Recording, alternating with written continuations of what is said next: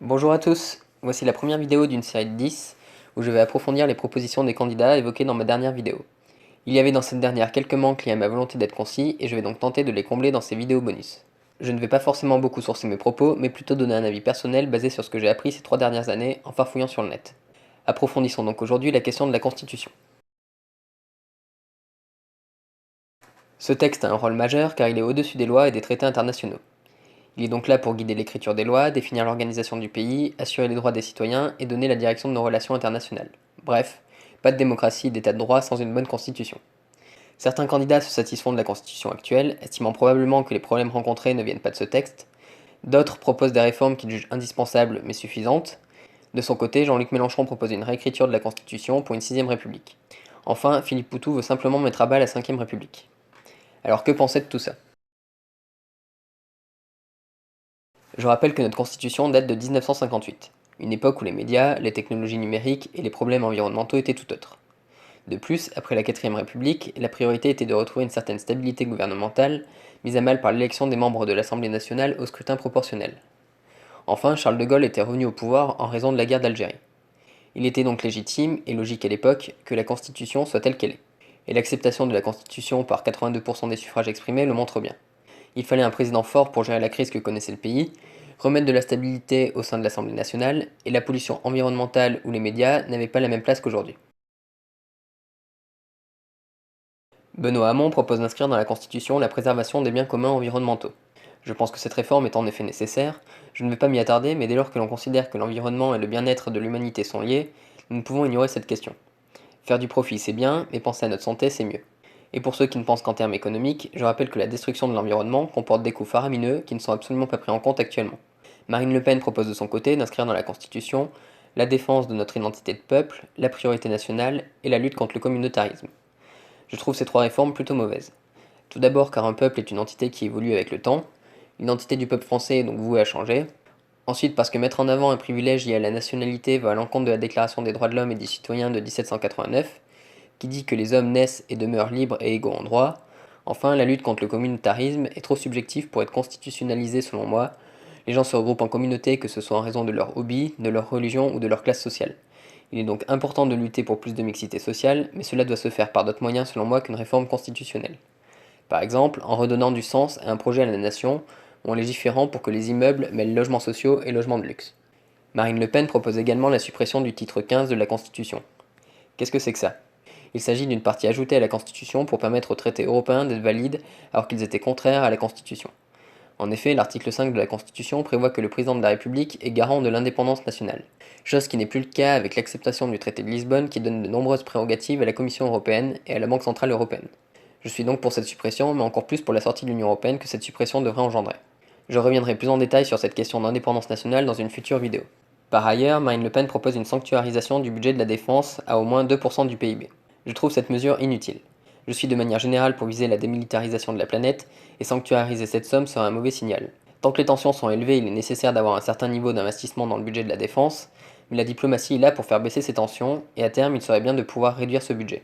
Marine Le Pen propose enfin des réformes concernant la supériorité des lois sur les traités internationaux, sur les référendums, sur le mode de scrutin, sur le retour au septennat pour le président de la République, mais avec un mandat unique, ou sur l'organisation du territoire. Je reviendrai sur tous ces points lors de vidéos ultérieures. François Asselineau propose pour sa part la suppression de la procédure du Congrès et donc de l'article 89 de la Constitution. Cela veut dire que la Constitution ne pourra plus être révisée sans faire appel aux Français. Il faudra impérativement passer par un référendum pour toute révision constitutionnelle. Cela n'est pas anodin puisque la Constitution a été révisée à plusieurs reprises en Congrès. Révision qui aurait probablement été refusée par les Français. 3 exemples. En 2008, le titre 15 permettant la signature du traité de Lisbonne a été inscrit dans la Constitution. En 2007, l'article 68 de la Constitution s'est vu modifié pour remplacer le terme de haute trahison par manquement à ses devoirs pour le président de la République. Et en 1993, le terme de complot contre la sûreté de l'État a été supprimé de l'article 68. Notons que ces 3 révisions n'avaient pour but que de protéger nos dirigeants contre la perte de souveraineté qui allait à l'encontre de l'article 5. Ils ont donc tout mis en œuvre pour ne pas être jugés coupables de ces actes. François Asselineau propose ainsi de revenir sur ces modifications et de réintroduire les termes de haute trahison et de complot contre la sûreté de l'État dans la Constitution. Il propose également d'autres réformes sur les modes de scrutin, les médias, le transfert de souveraineté ou les référendums, sur lesquels je reviendrai. Enfin, Jean-Luc Mélenchon propose également certaines réformes que j'ai évoquées dans ma précédente vidéo, mais surtout une réécriture de la Constitution. Je vais donc me concentrer désormais sur cette réécriture. J'aurais beaucoup de choses à dire sur cette question, mais je vais aller à l'essentiel. Je vous laisserai approfondir en recherchant sur le net et en regardant les vidéos d'Étienne Chouard qui défend particulièrement bien ce sujet. Il est pour moi indispensable de réécrire une constitution pour passer de l'oligarchie actuelle à une démocratie. La constitution a été écrite par nos dirigeants qui ont inscrit le principe de délégation du pouvoir entre les mains de représentants. Il faut donc réécrire la constitution si nous voulons sortir de ce principe qui confisque le pouvoir par les élus. Mais il ne faut pas le faire n'importe comment. Comme Étienne Chouard, je pense qu'il faut que cette écriture se fasse par la plus grande diversité de personnes possible. Chose qui est impossible si l'on passe par une élection de l'Assemblée constituante. L'expérience nous a montré que l'élection favorise ceux qui ont les moyens de se faire élire, et il suffit de regarder la composition de nos assemblées parlementaires pour le comprendre. Jean-Luc Mélenchon propose que l'Assemblée constituante soit composée d'une proportion d'élus et de tirés au sort, dépendant du vote de la population. Si 60% des électeurs veulent des élus et 40% veulent des personnes tirées au sort, l'Assemblée constituante sera composée à 60% d'élus et à 40% de personnes tirées au sort. Sur le principe, je peux comprendre qu'il faille prendre en compte le fait que certains ne veulent pas que ce soit des personnes tirées au sort qui écrivent la Constitution, et donc laisser le choix de la composition de l'Assemblée par vote ne me gêne pas plus que ça. Ce qui me gêne, c'est la chronologie proposée par Jean-Luc Mélenchon. Il veut que ce vote ait lieu quelques mois seulement après son élection, alors qu'une grosse part de la population n'est pas du tout sensibilisée sur les intérêts ou les inconvénients du tirage au sort vis-à-vis de l'élection. Il y a donc de grandes chances que l'Assemblée constituante soit composée majoritairement d'élus. Il faudrait donc précéder la création de cette assemblée par un long débat, et pas pendant les vacances d'été, pour que les gens puissent choisir en pleine connaissance de cause. Je suis également gêné par le fait que Jean-Luc Mélenchon nous demande de voter pour ce projet de constituante, mais avec très peu d'informations. Nous savons que l'Assemblée disposera d'au moins un an pour rédiger ce texte, mais c'est tout. Il n'y a pas de date butoir, et la plupart des dispositions seront débattues par la suite au Parlement. Eh bien, ça ne me va pas. Nous avons besoin de savoir comment les citoyens pourront participer à l'écriture, en donnant leur avis via une plateforme informatique par exemple. Il faut aussi connaître les modalités d'acceptation de cette nouvelle constitution, un référendum mais avec quelles questions, quel type de scrutin, que se passera-t-il si la nouvelle constitution est rejetée, j'aurai des dizaines d'interrogations telles que celle-ci. Ces incertitudes sont bien trop nombreuses pour que j'accepte ce projet de constituante. L'écriture d'une constitution n'est pas une chose anodine et peut nous engager pour plusieurs décennies. Je suis donc ravi que Jean-Luc Mélenchon apporte ce sujet dans le débat et je l'en remercie.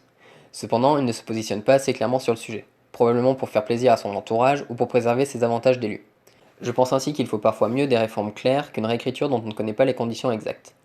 Dans 5 ans, ce projet de réécriture sera peut-être plus abouti, ou un référendum sur la question pourra avoir lieu d'ici là suite à l'application du référendum d'initiative populaire proposé par plusieurs candidats. Cela voudra alors dire que 500 000 personnes seront suffisamment sensibilisées pour demander la mise en place d'une assemblée constituante.